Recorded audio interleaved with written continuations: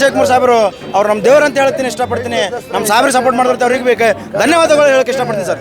ನಮ್ಮ ಸಾಹೇಬ್ ದೇವ್ರು ಇದ್ದಂಗೆ ಸರ್, ಬಂಗಾರದ ಮನುಷ್ಯ ಅದ ಸರ್. ಇವಾಗ ಸಾಹೇಬ್ CM ಅಲ್ಲ ಅಂತ ಖುಷಿ ಆಗಿದೆ ಸರ್. ಇನ್ನು ಇದು ಮೈ ತುಂಬ ಟಟ ಹಾಕೊಂಡ್ರೆ ಕಮ್ಮಿನೇ ಸರ್. ನಾವು ಮುಖ್ಯಮಂತ್ರಿಯಿಂದ ಘೋಷಣೆ ಸಿಗ್ತಾ ಇದ್ದಂಗೆ ಆತ ಒಂದು ಸಾಕಷ್ಟು ಖುಷಿ ಮುಖ್ಯಮಂತ್ರಿಯಿಂದ ಘೋಷಣೆ ಸಿಗ್ತಾ ಇದ್ದಂಗೆ ಆತ ಒಂದು ಸಾಕಷ್ಟು ಖುಷಿ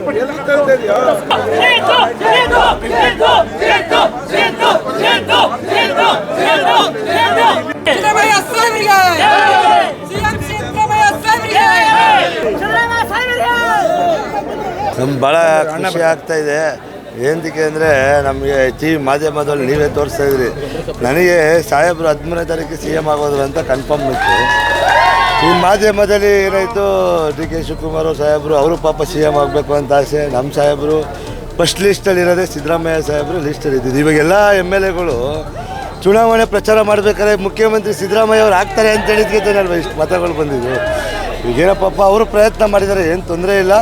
5 ವರ್ಷ ಸಾಹೇಬರು CM ಆಗ್ತಾರೆ, ಅದೇನೇ ಅನುಮಾನ ಇಲ್ಲ. ಇನ್ನು ನೆಕ್ಸ್ಟ್ ಎಲೆಕ್ಷನಲ್ಲಿ DK ಶಿವಕುಮಾರ್ ಅವರಿಗೆ ಮುಖ್ಯಮಂತ್ರಿ ಮಾಡೋಕ್ಕೆ ಭಾಳ ಸಹಾಯ ಮಾಡ್ತಾರೆ ಅನ್ನೋದು ನಂಬಿಕೆ ಇದೆ. CM ಸಿದ್ದರಾಮಯ್ಯ ಅವರದು ಆಗಿರೋದು ತುಂಬ ಖುಷಿ ಆಗಿದೆ ಸರ್. ಅವರು ಈ ಮಾತು ಏನು ಕೊಟ್ಟಿದ್ದಾರೆ ಈ ನಾಡಿನ ಜನಕ್ಕೆ ಎಲ್ಲ ಭರವಸೆಗಳನ್ನು ಈಡೇರಿಸ್ತಾರೆ ಸರ್. ಮುಂದೆ ಮತ್ತು ಈಗಾಗಲೇ ಘೋಷಣೆ ಆಗಿದೆ ಸರ್. ಈ ಘೋಷಣೆ ಆಗೋದೊಂದು ಸರ್ ಪಕ್ಕ ಅವರೇ ಆಗ್ತಾರೆ ಸರ್. ನಾಡಿನ ಜನತೆ ಎಲ್ಲರಿಗೂ ಒಳ್ಳೆಯದಾಗುತ್ತೆ ಸರ್.